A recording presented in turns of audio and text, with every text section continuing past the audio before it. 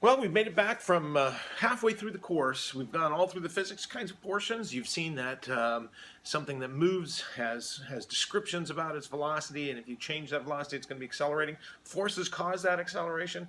If they collide into other bodies, you can transfer that motion to other bodies through momentum using that. And even if you take that object and you can place it in different things, like on a roller coaster up a hill, it'll have one kind of an energy, and when it comes down, it'll have from potential to kinetic energy, which you can calculate then that motion as well. We moved on to waves because wave is an energy passing through objects, and you can use that energy to understand things like sound. The higher the frequency of the back and forth motion, we hear that as a pitch. Or if there's more motions that are resonating on a string, that every object has a natural resonance frequency, it'll give it its timbre or sound. So a violin at one note sounds different than a piano. We went on to light and how it bends and refracts so that we can understand lenses for helping focus images in the back of our eye, in glasses, for instance, or in examples like telescopes or binoculars. We finished out by looking at then electricity and magnetism, which is a combination of what light is, of electromagnetic wave. And we saw that circuits could help to have their own kinetic energy and potential energy as voltage pushing electrons through circuits. And of course, that's given us all that we have today in the electronics and computer world. Finally, using that motion of electrons, we can turn that into a motor through the magnetic properties. Any moving current has a magnetic property. So with that in mind, we're going to look at today at some ways that people were using their some of those properties to determine what matter is made of. Now, there's matter between us. And if you just move your hands, for instance, you may not think that there's matter between us and the screen, but you can feel it in your hands as wind. That's proof of matter. You're sitting on matter. You are made of matter. And what the early the nations were and people were doing is they were changing from technologies like stone, and they were using matter to plow crops or to create homes and fiber that they needed for clothing or whatever, to understanding those by changing them. May have started off with just how they heated clay and pottery, and they realized when you can heat things, you can melt certain things out. But all of them were becoming good at, in the early ages, of seeing properties of materials as they interacted with them. Some may have noticed density. If you ever go camping, you may appreciate aluminum as being the lighter of the materials that you can bring and carry on your back. Others would start to notice that things melt or boil as you heat them. Maybe waxes or fats that are in some substance that you wanted something that would melt easily, that you could cook with. What dissolves in others, if you get a stain on your shirt, how do you get that out? By dissolving off that kinds of material. Soaps became available to help clean materials up and change the hygiene of society and increase the health by giving longer living capacities to people, life expectancies. But anyways, we use all of these properties to determine differences between kinds of matter. And the common kinds of phases even are something that would be a common physical property. There's something you can determine about an object without changing that object. Solids, for instance, are definite shape and they definite volume. I mean, they take up a set space. Why? Not because of their temperature. A lot of times this was introduced in the temperature chapter, and I'm only going to refer to it just generally. It's not the temperature, because temperature is just a measure of motion. Your hands are really good at it. If I touch a wall or I touch this metal object, you feel what that temperature is, and that feeling is the motion of the molecules. So it's not the motion of the molecules, because the air is the same temperature as the chair you're sitting on, and one's a solid, one's a gas. So what is it that creates a solid? It's the stickiness between particles. It's actually the electric attraction between particles. And we'll learn how to predict what molecules have more attraction, and they'd be the solids, because they can't vibrate and move between each other. That's what makes them a solid and hold their volume and their shape. Liquids have less attraction between them. They're still packed as tight as you can. You can't compress a liquid, but they don't have as much stickiness as the particles, when they're moving, can move in between, sliding between those particles. So that gives a liquid a non-definite shape but a definite volume. So they're fluid, they can flow, and that they don't have they can't be compressed more. So they're definitely have a solid volume. Sorry, they have a definite volume.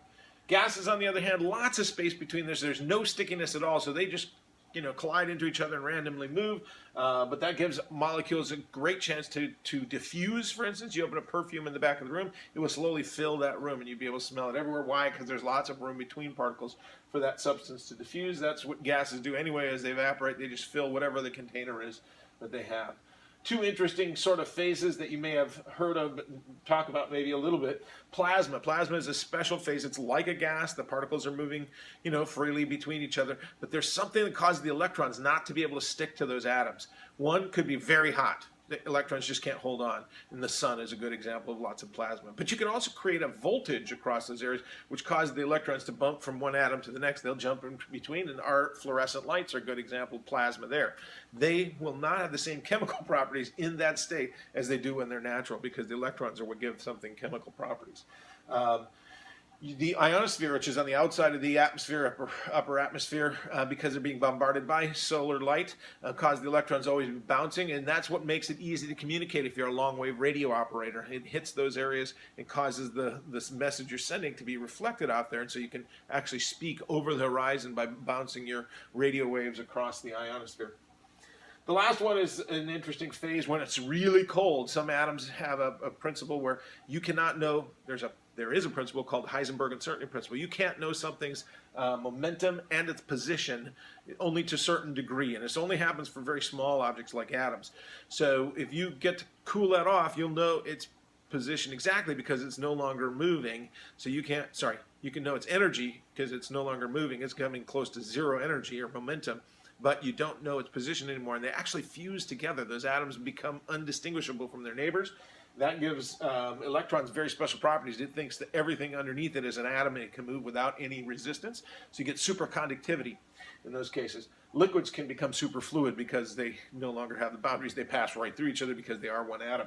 And so that's a weird state, but it is being found ways to use it. We talked about that loop train to create superconductivity, so you could use elevated trains.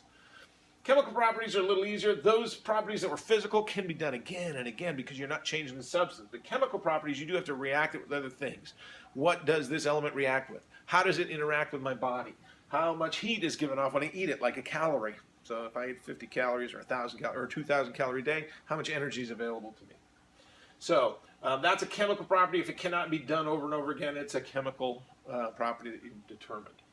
Now, when they were looking at those properties, they determined that there are substances that you can test again and again, and they'll have the same properties wherever you look. Water was a tricky one because if you looked at the ocean water in the Mediterranean versus the Atlantic or the Pacific, they are different saltiness. They have different concentrations, and so they were not a pure substance, and that hindered science. People were studying things that were mixtures instead. They weren't definite ratios. So what are the important things was that they needed to study pure substances that were the same at the atomic level everywhere you looked. And there are two ways you can get something the same at the atomic level. One, you have all the same atoms, like an iron bar or graphite, which is all carbon, or diamond, which is all carbon.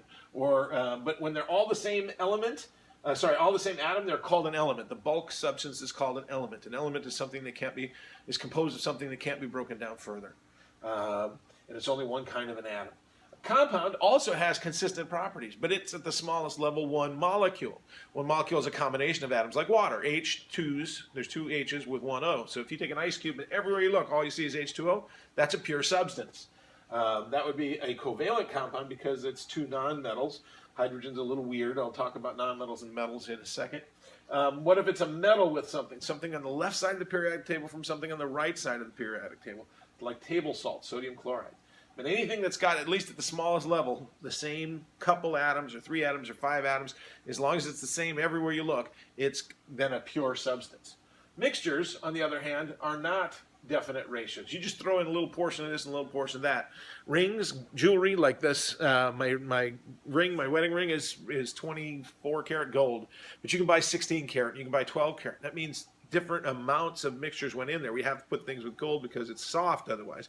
So they put nickel and copper and some other kinds of elements to make different quality gold. That's a mixture because you can put in any ratios and you can see that there's different levels of gold, 18, 20, 24 karat. The physical properties vary when it's like that. This will not have a consistent, for instance, electrical conductivity because it might have something more pure and it will be better at conducting. The evaporating conditions, for instance, if you wanted to see what temperature something boiled at, and when you boil it, you just watch and the temperature goes to 100, then 102, then 104, 106, because it's getting, water is leaving, and the stuff that's left behind is more concentrated. You're changing the mixture, then its properties change. So they have to be separated in order to be, for science to progress. And there are things you can do to separate. It's physically separating them with little tweezers, or maybe taking a sieve where you have big holes in the sieve and then littler holes and littler holes, like you would, like you're straining macaroni or something, but have smaller and smaller holes. That's great for like sand and gravel and those kinds of things. Dissolving one, if two things are in a solution like salt and sand, you can dissolve the salt right out by pouring hot water on it. Precipitating means that there's two things dissolved in a liquid, and you react it with one of them with something that causes it to take and fall out of solution. The other one stays in solution. Two liquids that don't mix, like in salad dressing, you could pour one of them off, or fat in a grease. When you like take turkey gravy and you get fat on the top and grease, and the water at the bottom, the broth, basically it's protein broth. You can pour the fat off and keep the others. That's called decanting. But what you can do is, these are terms that are in there. You can use a magnet, for instance, to pull some out. You can use those to separate things, and you can get back to the pure substances which were needed in order to find that properties of the solutions. Now, in a mixture, there still can be kinds of tricky ones they're called homogeneous, meaning they look the same. Soup, chicken broth, for instance, has got several things in there, protein and salt and water, and it looks like they're consistent throughout. And when that's true, it's a homogeneous solution. Okay, Kool-Aid would be a good example. You can see through it, but there's sugar and there's the Kool-Aid and there's water. But heterogeneous mixtures look a little different, like the granite that's out in the mountains. You'll see white and blue and pink kind of formations there. So that's a heterogeneous mixture. What I want you to do is take and practice those ideas in the worksheet that I've provided to see the difference between those and the reason why we wanted to get away from mixtures and get onto pure substances before science could really progress. So take a look at those questions.